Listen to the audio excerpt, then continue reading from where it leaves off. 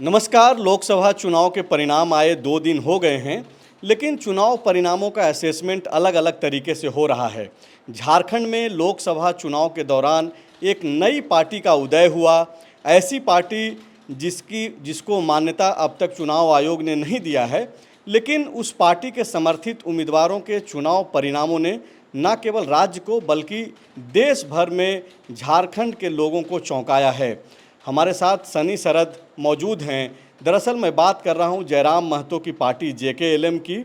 जेकेएलएम को अब तक चुनाव आयोग ने मान्यता नहीं दी है, लेकिन लोकसभा चुनाव के दौरान 14 सीटों में से 8 सीटों पर जेकेएलएम ने अपने समर्थित उम्मीदवारों को चुनाव में उतारा और अलग अलग जगहों पे उम्मीदवारों का जो चुनाव परिणाम आया, खास करके जयराम महतो के समर्थित उम्मीदवारों का, वो सब लोगों को चौंका रहा है और राजनीतिक पंडितों के लिए जो है एक नया सवाल बन गया है, अनसुलझा, जिस पे बातचीत हो रही है।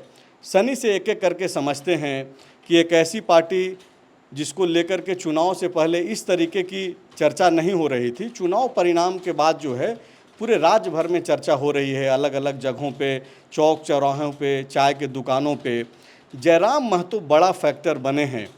किस तरीके से इसको देखा जाना चाहिए, सबसे पहले तो आप इस मुद्दे पे अपना पक्ष रखिए और उसके बाद एक एक करके बातचीत करेंगे कि कौन कौन से उम्मीदवार कहाँ कहाँ पे कितनी वोट ला करके जो है लोगों को चौंकाया। देखिए, 14 लोकसभा सीट में लगभग सभी ऐसी सीट है, अगर एक को छोड़ दिया जाए तो मुकाबला बिल्कुल आमने सामने का था। और वो मुकाबला था इंडिया गठबंधन के उम्मीदवार और एनडीए के कैंडिडेट के बीच। लेकिन एक खास करके गिरिडीह और उसके अलावे अगर बात करें रांची और हजारीबाग, यहाँ पर जेबीकेएसएस के उम्मीदवारों के नाम की बहुत चर्चा थी कि ये मामला त्रिकोणीय हो सकता है। हालांकि त्रिकोणीय को लेकर चमरा लिंडा और लोबिन हेम्ब्रम जब मैदान में आए तो भी हुआ, लेकिन वो भी उतना वोट नहीं ला पाए जितना जेबीकेएसएस, पहले समिति थी झारखंडी भाषा खतियान संघर्ष समिति, अब जेकेएलएम झारखंड क्रांतिकारी लोकतांत्रिक मोर्चा, ये अभी चुनाव आयोग के पास इन लोगों ने ये किया है कि रजिस्टर कर लिया जाए।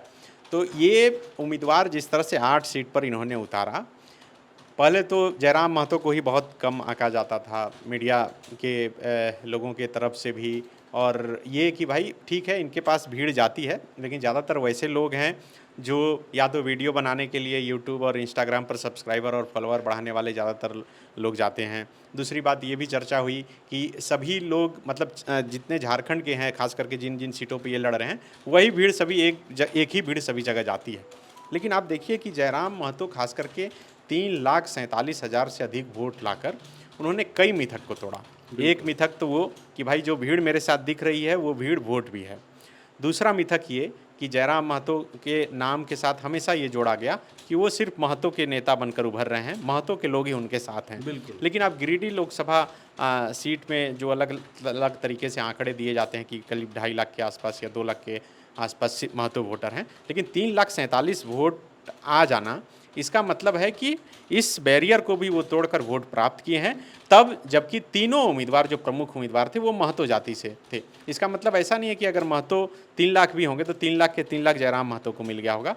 चंद्र प्रकाश चौधरी जी को भी मिला होगा जो वहाँ से विजयी हुए हैं, मथुरा महतो जी को भी मिला होगा जो विधायक भी हैं टुंडी से, तो उनको भी मिला होगा। और उसके बाद फिर अदर वोट जो है उन्होंने हासिल किया है। और यही वजह है कि अब चर्चा हो रही है, और ये चर्चा रांची नहीं बल्कि अब पूरे देश स्तर पर हो रही है। आप समझिए कि कई नेशनल चैनल जब आए इंटरव्यू लेने के लिए तो रविंदर भाटी से उनकी तुलना की जाने लगी।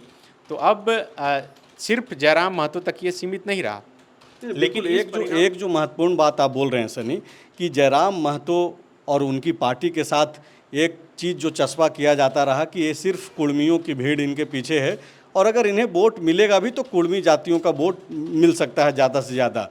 बाकायदा हम लोग जो रांची में बैठ करके जो आकलन कर रहे थे, हम लोग भी यही चीज़ें देख रहे थे, लेकिन इस मिथक को भी उन्होंने तोड़ा। 3,47,322 वोट जयराम महतो को पड़ा है। गिरिडीह में ये माना जाता है कि तकरीबन 3 लाख के आसपास कुर्मी समुदाय का वोट है, लेकिन आप देखिए कि 100% वोटिंग तो किसी भी कास्ट का होता नहीं है। वोट पोल जाहिर सी बात है कि 70%, मैक्सिमम 80% हुआ होगा, और उसके बावजूद अगर 3,47,000 वोट मिला है तो ये जो कुर्मी जाति का जो दीवार है, जयराम महतो ने उस दीवार को भी क्रॉस किया और दूसरे लोगों ने वोट किया है, इसका मतलब। बिल्कुल किया है। आप देखिए कि अगर गिरिडीह सीट से ही हम लोग चर्चा शुरू करते हैं, जयराम महतो से ही, चूँकि वो केंद्रीय अध्यक्ष भी हैं। जयराम महतो को वोट मिला 3,47,322 और चंद्रप्रकाश चौधरी जो आजसू के कैंडिडेट थे, एनडीए के कैंडिडेट थे, उन्हें कुल वोट मिला है 4,51,139, मतलब 1 लाख वोट के लगभग कम है जयराम महतो से। और ये मथुरा महतो को वोट मिला है 3,70,259। चंद्रप्रकाश चौधरी की जो जीत हुई है वो 80,880 वोट से। आप देखिए कि चंद्रप्रकाश चौधरी तो 1 लाख से अधिक के मार्जिन से हैं जयराम से, लेकिन आप मथुरा महतो और जयराम महतो के वोटों को देखिएगा, 3,47,000 और 3,70,000, तो बहुत फासला नहीं है। ये 3,000 और इधर 20,000, 23,000 के वोटों का फासला है, सिर्फ इतना। लेकिन ये जो आंकड़ा है सनी, अगर आप गौर से देखेंगे तो आप ये देखिए कि मथुरा प्रसाद महतो जो टुंडी से विधायक हैं और इस बार के प्रत्याशी थे झारखंड मुक्ति मोर्चा के इंडिया अलायंस समर्थित, इनको 3,70,259 वोट मिला है। पिछले दफ़ा स्वर्गीय जगन्नाथ महतो उस वक्त चुनाव लड़ रहे थे झारखंड मुक्ति मोर्चा के टिकट पे, उनको 4 लाख वोट मिला था और 6.5 लाख वोट जो है चंद्रप्रकाश चौधरी को मिला था। मतलब कि 2.5 लाख वोटों से जो है पिछले दफ़ा चंद्रप्रकाश चौधरी जीते थे। इस बार मात्र 80,000 वोटों से वो चुनाव जीते हैं। अगर आप देखेंगे कि जयराम महतो जो 3,47,000 वोट लाए हैं, अगर बीते चुनाव की बात करें तो मथुरा प्रसाद महतो का मात्र उन्होंने 30,000 वोट काटा है। लेकिन अगर सबसे ज़्यादा जो 1.5 लाख के आसपास का जो वोट है, 2.25 लाख के आसपास का, वो मैक्सिमम वोट जो है उन्होंने चंद्रप्रकाश चौधरी का काटा है। तो ये इसको किस तरीके से देखा जाना चाहिए? ये आंकड़े ये संकेत दे रहे हैं कि बीजेपी के कैडर वोटरों ने जो है गिरिडीह में आजसू की जो है एक तरीके से मान लीजिए कि प्रत्याशी को जिताने में बीजेपी के कैडरों की भूमिका सबसे महत्वपूर्ण रही। कुर्मी जातियों का वोट जो है सीधा दिख रहा है कि वो जो है खिसका है और 90% वोट जो कुर्मी समुदाय का है वो जयराम महतो के तरफ गया है। ये भी हम लोग मान रहे हैं और ये आंकड़े बता रहे हैं कि दूसरे जातियों के भी वोट मिले, बिल्कुल मिले हैं। और ख़ास करके देखिए, नुकसान तो साफ तौर पे बीजेपी और आजसू को हुआ है। ये अब इसे किसी भी स्वीकारने से किसी को भी गुरेज नहीं करना चाहिए। आप समझिए कि चंद्रप्रकाश चौधरी जो 80,880 वोटों से लीड किए, इसके पीछे का कारण यही है कि सुदेश महतो वहाँ जाकर कैंपेनिंग किए और सुदेश महतो की आज भी एक अच्छी पकड़ है और अभी भी उनकी स्वीकार्यता है महतो समाज में या फिर और दूसरे लोगों में। एक दायरे में तो वो है नहीं, बल्कि पूरे झारखंड में अलग अलग लोकसभा में भी जाकर उन्होंने चुनाव प्रचार किया। तो यही वजह है कि ये वोट का अंतर थोड़ा हुआ। उन्होंने जाकर टर्नआउट किया थोड़े वोट। वहाँ जिस तरह से पांडे जी जाकर रिपोर्टिंग कर रहे थे, वो बता रहे थे कि वो अपने मंच को खोल दिए और युवा जनसंवाद किए। वो भाषण नहीं दिए, बल्कि माइक सामने भीड़ को देकर वो पूछे कि बताइए कि आप क्या चाहते हैं, क्या हो गिरिडीह में। 2-3 चीज़ें हुई। एक सभा तो आप भी कवर कर रहे थे, मैं था आपके साथ। वहाँ पे आप देख रहे होंगे कि कैसे सुदेश महतो इस बात पे जोर दे रहे थे कि देखिए मोदी जी को जिताना है और मोदी जी अगर जीतेंगे तो उसमें आजसू की भी भागीदारी होनी चाहिए। तो पूरा जो कैंपेन था आजसू का, इसका मतलब है कि आजसू पार्टी और सुदेश महतो भी ये भांप गए थे कि गिरिडीह में जो मुकाबला है वो कांटे का है। और यही वजह है कि चंद्रप्रकाश चौधरी के फेस पे ज़्यादा अपील ना करते हुए जो है सीधे मोदी जी के नाम पर वोट मांगा जा रहा था। अब बिल्कुल, चूँकि चंद्रप्रकाश चौधरी जी को लेकर नाराज़गी थी, ये हम और आप सभी को फील किए कि उनकी मौजूदगी बहुत नहीं रहती है। और ये नाराज़गी मुझे लगता है कि सिर्फ चंद्रप्रकाश जी से नहीं, बल्कि ज़्यादातर सांसदों मैक्सिमम कैंडिडेट जो जीते हुए रहती है कि वो आप समझिए कि 60 महीना समय मिलता है 5 साल में। 60 महीने में लोकसभा का सत्र जो है हर एक साल होता है, उतना महीना उनका दिल्ली में चला गया। उसके बाद का जो महीना बचा और कई काम है, उस हिसाब से अब लोकसभा का दायरा जो है क्षेत्र का इतना बड़ा होता है कि उतना समय मुझे नहीं लगता कि कोई भी सांसद दे पाता है और सबको संतुष्ट भी कर पाता है। फिर भी उस हिसाब से काम किया जा सकता है, टीम बनाकर लोग खड़ा कर कर कि वो सांसद की तरह ही वहाँ पर काम करे। और यही वजह है कि नाराज़गी रही। अब देखिए कि संजय सिर्फ इस नाराज़गी को जयराम महतो ने बखूबी भंजाया। बिल्कुल, जयराम महतो ने भंजाया। और इसके अलावा आप देखिए कि दूसरे जगह भी जो सांसदों से नाराज़गी थी, उसके सामने जो कैंडिडेट थे उनको फ़ायदा हुआ। मैं वो बोल रहा था कि आप देखिए कि सिर्फ जयराम महतो 3,47,322 वोट लाए, यही नहीं चौंकाया, बल्कि उनके कैंडिडेट जो है दो कैंडिडेट करीब 1.5 लाख के आसपास से वोट लाए। हजारीबाग से जो संजय कुमार मेहता हैं उनको 1,57,977 वोट आया। दूसरी ओर रांची से जो देवेंद्र नाथ महतो उम्मीदवार हैं उन्हें 1,32,647 वोट आया। इसका मतलब ये कहा जाने लगा कि जयराम महतो तो खुद उम्मीदवार बन गए, नेता बन गए, वो वोट लाए, लेकिन जयराम महतो जिसको छूकर खड़ा किए वो भी 1 लाख 1.5 लाख अगर वोट ला लेता है तो इसका मतलब आप समझिए कि जयराम महतो की स्वीकारिता जो है झारखंड में बढ़ रही है। आप देखिए कि यशस्विनी सहाय को जो है टोटल वोट आया 5,44,220 और संजय सेठ को वोट आया 6,64,732। 1,20,512 वोट से संजय सेठ जीते तब जब प्रधानमंत्री नरेंद्र मोदी 6 महीने के अंदर 2 बार राजधानी रांची में रोड शो किए। अमित शाह बीजेपी के गढ़ चूटिया में आकर उन्हें जो है रोड शो करना पड़ा। अब तीसरी अहम बात यह है कि आप देखिए कि जहां कहीं भी JBKSS ने उम्मीदवार दिया, अगर 1-2 जगह को छोड़ दिया जाए तो सभी जगह पर वो 3 नंबर पे रहे। रांची में 3 नंबर पे रहे, हजारीबाग में 3 नंबर पे रहे, कोडरमा में 3 नंबर पे रहे, इसके अलावे आप सिंहभूम में 3 नंबर पे रहे, दुमका में 4 नंबर पे रहे, धनबाद में 3 नंबर पे रहे। तो इनके उम्मीदवारों की एक बार हम बता देते हैं कि धनबाद से देखिए, सबसे पहले तो दर्शकों को ये बता दीजिए कि इन 14 सीटों में कितने सीटों पे जयराम महतो ने अपने उम्मीदवार उतारे? 8 सीट पर ये लोग चुनाव लड़ रहे थे। रांची, हजारीबाग, गिरिडीह, धनबाद, चतरा, सिंहभूम, दुमका, एक और सीट कोडरमा, ये 8 सीटों पर ये चुनाव लड़ रहे थे। 3 सीट की हम लोगों ने चर्चा कर ली। धनबाद सीट से 1 लाख अंसारी को बनाया गया, तब ये बात निकल के सामने आई कि भाई कमज़ोर कैंडिडेट दे दिए, डुल्लू महतो से कोई डील हो गई है। लेकिन ये सब चर्चा होने के बाद खुद जयराम महतो वहाँ प्रचार प्रसार करने के लिए भी गए। आप समझिए कि ये थोड़ा पीछे मैं चर्चा को ले जा रहा हूँ। संजय मेहता के नॉमिनेशन में तो जयराम महतो गए, लेकिन रांची में वो न नॉमिनेशन में गए न प्रचार करने के लिए आए, फिर भी इतना सीट आया, इतना वोट आया। और देवेंद्र महतो जो उम्मीदवार थे वो जेल में थे, फिर भी इतना वोट आ गया। अब सोचिए कि 1 लाख अंसारी को वोट आया 79,653, ये करीब 80,000 के आसपास इनको वोट आया है। और डुल्लू महतो वहाँ से जीते हैं। डुल्लू महतो 3,31,000 वोट से जीते हैं।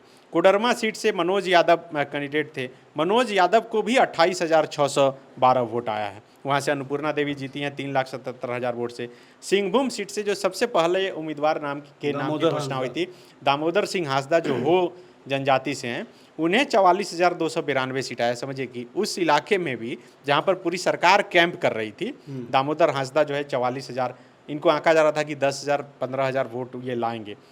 दुमका सीट से बेबी लता टुडू जो है वो आप समझिए कि एकदम अंतिम में, वहाँ जयराम जो है जामताड़ा के इलाकों में रोड शो वगैरह किए, दुमका में वो थे, कैंप भी किए, और ये चौथे नंबर पर थी और इन्हें 19,360 वोट मिले। आप समझिए कि जो नलिन सोरेन की जीत हुई है वो सिर्फ 22,527 वोटों से जीत हुई है।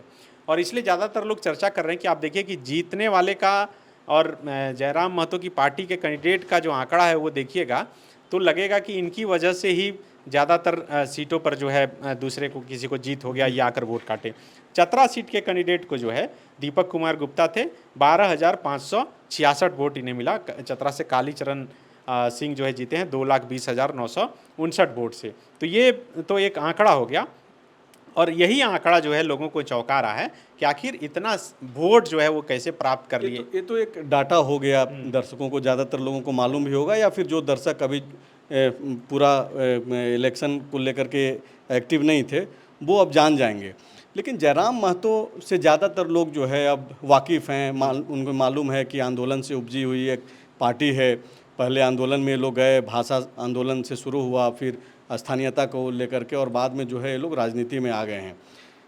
किस तरीके से झारखंड की राजनीति में अब इसे देखा जाना चाहिए, तब जबकि जयराम के साथ साथ इनके दूसरे साथियों ने भी अच्छा परफॉर्म किया चुनावी राजनीति में पहली दफ़े?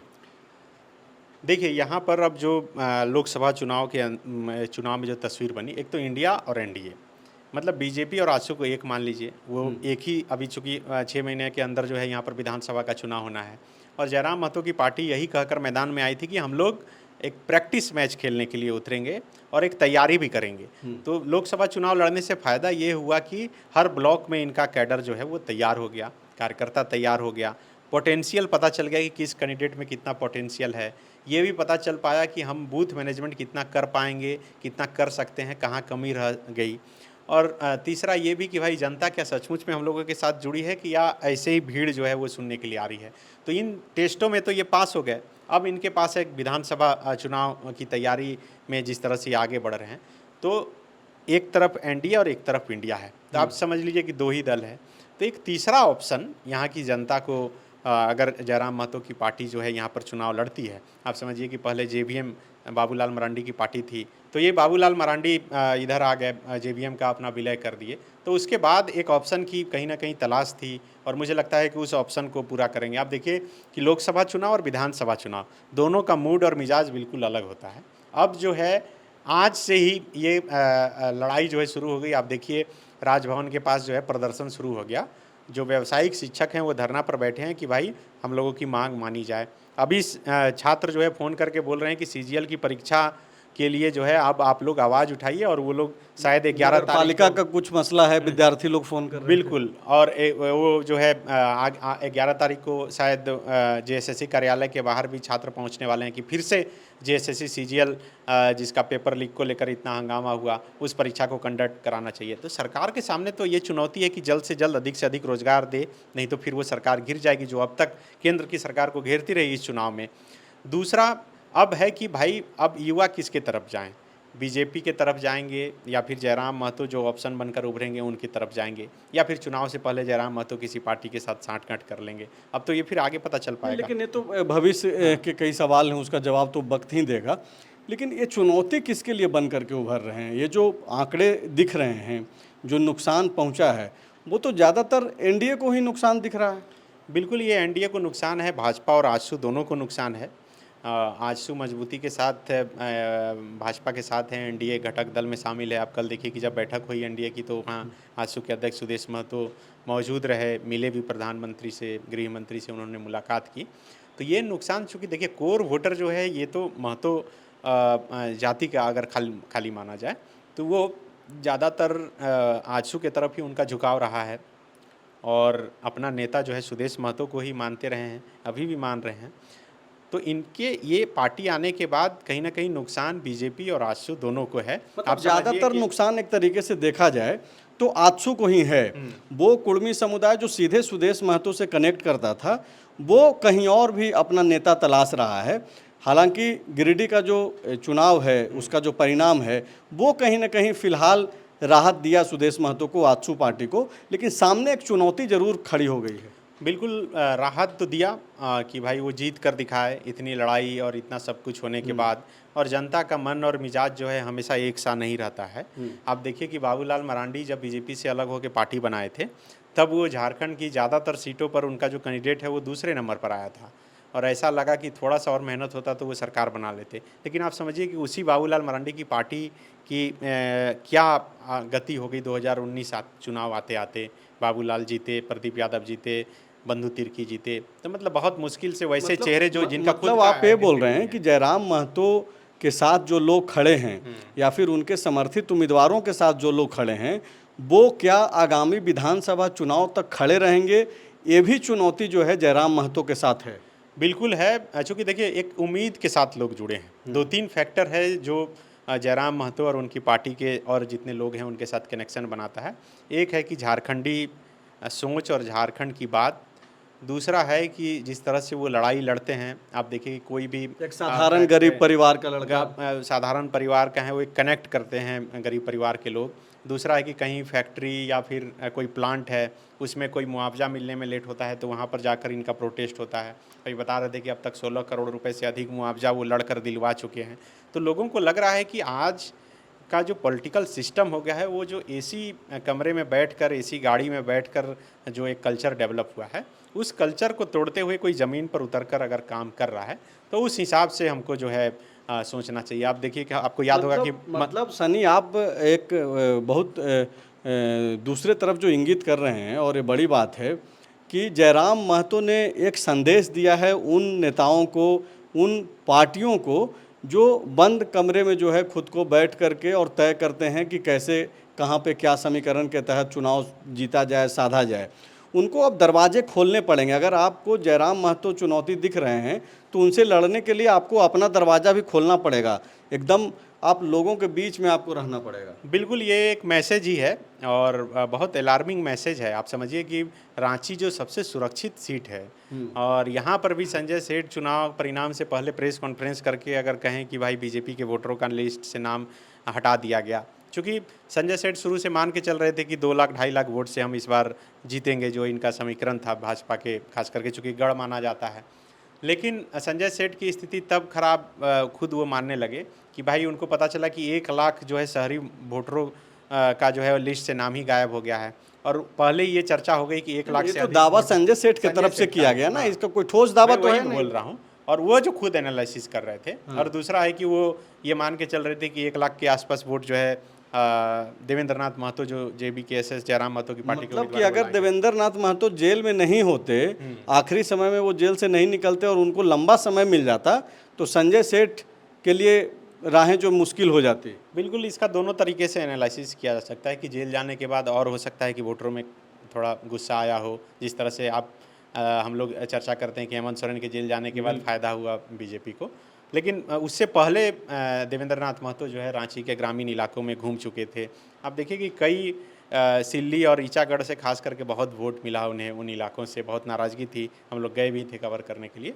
तो इस हिसाब से संजय मेहता को देखिए कई विधानसभा क्षेत्र जो हजारीबाग लोकसभा क्षेत्र के अंदर आता है, वहाँ से उनको काफ़ी अच्छा वोट मिला है। लोग बढ़ चढ़ कर दूसरे और अन्य जो दोनों प्रमुख दल हैं वहाँ उनसे ज़्यादा इन लोगों को वोट मिला है। मतलब लोग ये उम्मीद नहीं कर रहे थे कि हजारीबाग जैसे जगहों पे संजय मेहता अचानक से आएंगे, उम्मीदवार बनेंगे और 1.5 लाख से ज़्यादा वोट लेकर के जाएंगे। बिल्कुल उम्मीद नहीं कर रहे थे। मैं जब वहाँ के पत्रकारों से बातचीत कर रहा था, गया था, तो वो लोग 10,000 12,000 आंक रहे थे।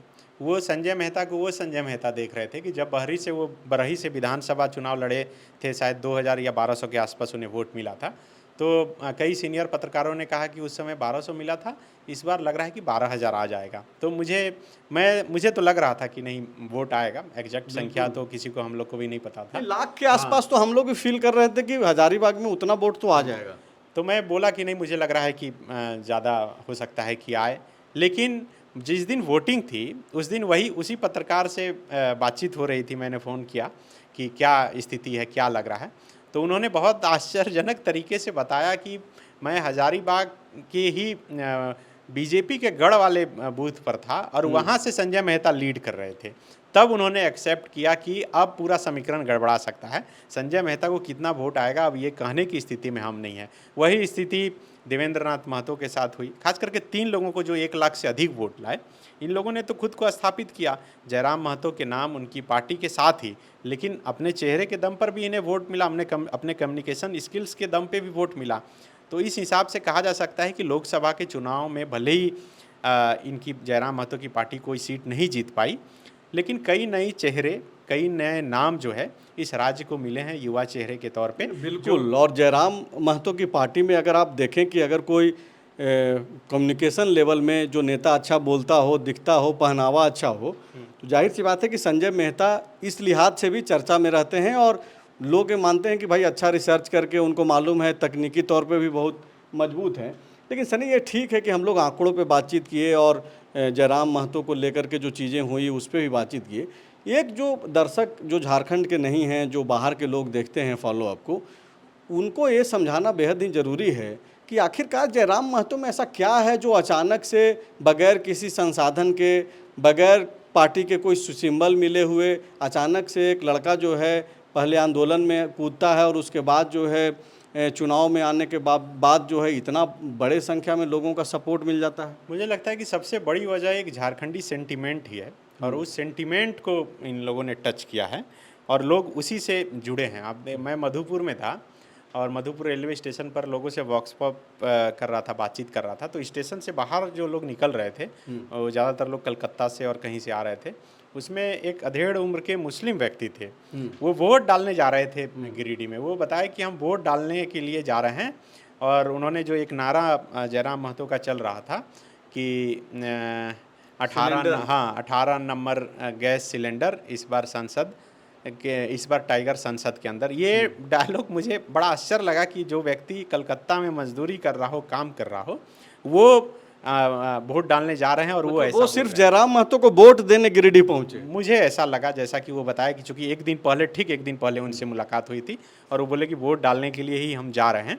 तो खास करके देखिए प्रवासी लोग जो मजदूर हैं जो बाहर काम करते हैं, अब देखिए कि जयराम महतो ने मुंबई में भी जाकर सभा की थी। कई लोग जो मुंबई में काम करते थे वो वोट डालने के लिए या इनका प्रचार करने के लिए तक भी आए। तो एक सेंटीमेंट, एक लगाव हो गया है, एक उम्मीद जो है दिखी है जयराम महतो में, जिस तरह से वो एग्रेसिव भाषण देते हैं और यही वजह है कि उनके तरफ आकर्षण बढ़ा है लोगों का। बिल्कुल। तो आपने देखा कि किस तरीके से जो है जयराम महतो आंदोलन के बाद राजनीति में आए और उनको बहुत ही बड़ा समर्थन जो है लोगों को मिला। हालांकि लोकसभा चुनाव परिणामों में उनको कहीं से भी जो है जीत का स्वाद बिल्कुल नहीं मिल पाया। लेकिन आप देखिए कि जयराम महतो JK-LM किसी के लिए इस चुनाव में चुनौती बनकर के सामने आया, तो किसी लिए उम्मीद बनकर। आगे आते आते देखते रहिए कि झारखंड की राजनीति में जयराम महतो और उनकी पार्टी क्या गुल खिलाते हैं। इसके लिए थोड़ा हम लोगों को इंतज़ार भी करना पड़ेगा। सामने विधानसभा का चुनाव भी है, जैसा सनी थोड़ी देर पहले बता रहे थे कि दरअसल JK-LM और जयराम महतो की पूरी रणनीति ही है कि पहले जो है लोकसभा चुनाव में अपने आप को तैयार कर लें और आने वाले विधानसभा चुनाव में जो है तरीके से चुनाव लड़ा जाए। शुक्रिया।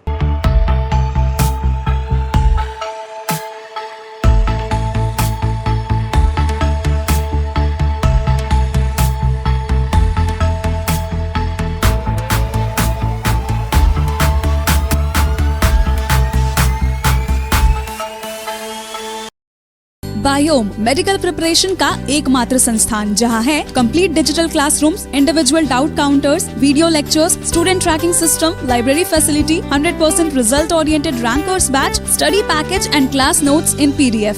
झारखंड के इतिहास में पहली बार नीट UG में 700 मार्क्स पार। 10th पास स्टूडेंट्स के लिए फाउंडेशन कोर्स और 11th पास स्टूडेंट के लिए फ्रेशर कोर्स। 12th पास स्टूडेंट्स के लिए टारगेट कोर्स 18 अप्रैल से शुरू हो रहे हैं। Contact biome. thefollowup.in. Like, share and subscribe. www.thefollowup.in